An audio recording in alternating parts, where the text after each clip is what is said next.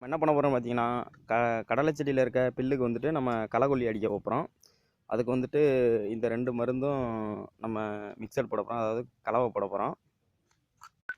இந்த பார்த்தீங்கன்னா, இது ஒன்று கொடுத்துருக்காங்க. அப்புறம் பார்த்தீங்கன்னா அதுக்கப்புறம் இது ஒன்று கொடுத்துருக்காங்க. ரெண்டையும் நம்ம வந்துட்டு 9 கலவை.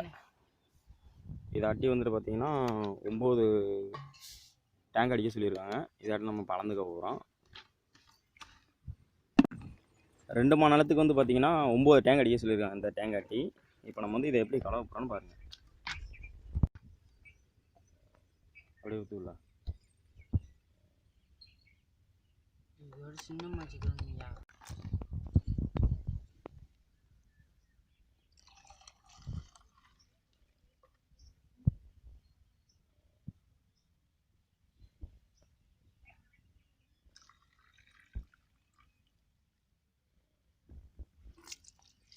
ஒரு இது ஊற்றியாச்சு.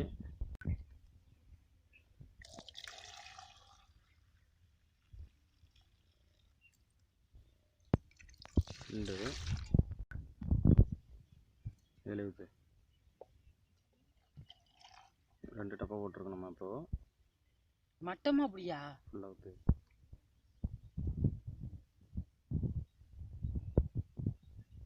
இப்போதான் 3 ஊற்றிருக்கோம் ஃப்ரெண்ட்ஸ்.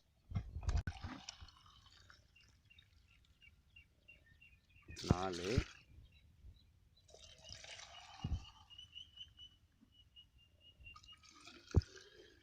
நம்ம ஏன் இந்த பாட்டிலில் திரும்ப இந்த தண்ணியை ஊற்றி இது பண்ணுறோம்னா, அடியில் வந்து மருந்து வந்து உறைஞ்சிருக்கும். அதனால் நம்ம இதில் கலக்கிறோம். இதோட 7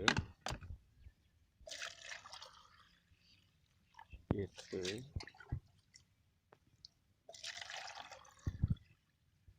9 கூட ஒன்று நம்ம 10 டைம் கணக்கு பண்ணியிருக்கோம். இப்போ அந்த குச்சியை வச்சு நல்லா நம்ம மிக்ஸ் பண்ணுறோம். மிக்ஸ் பண்ணி கிலோ ஊற்றாமல் நம்ம எப்போவுமே ஃபஸ்ட்டு தண்ணி ஊற்றிக்கிட்டு அதுக்கப்புறம் தான் வந்துட்டு பார்த்திங்கன்னா நம்ம வந்து மருந்து ஊற்றணும். இல்லை அப்படின்னா மருந்து அடியில் போயிடுச்சு அப்படின்னா தண்ணி மேலே நிற்கும், மருந்து அடியில் நிற்கும். ஃபஸ்ட்டே மருந்து உள்ளே போயிடும் நம்ம ஸ்ப்ரே பண்ணும்போது. நல்லா கிடக்கும். போதும். இப்போ பார்த்திங்கன்னா நம்ம வந்து தண்ணி ஊற்றியாச்சு. இப்போ வந்து நம்ம மருந்து ஊற்ற போகிறோம்.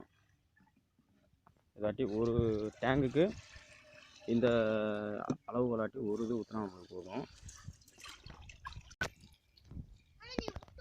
ஃப்ரெண்ட்ஸ், இப்போ பார்த்திங்கன்னா நம்ம வந்து ஒரு டேங்க்கு ரெடி பண்ணிட்டோம். இப்போ நம்ம வந்து ஸ்ப்ரே பண்ண போகிறோம். ஸ்ப்ரே யார் பண்ணுவான்னு பார்த்தா நான் தான் பண்ண போகிறேன். வாங்க பார்க்கலாம்.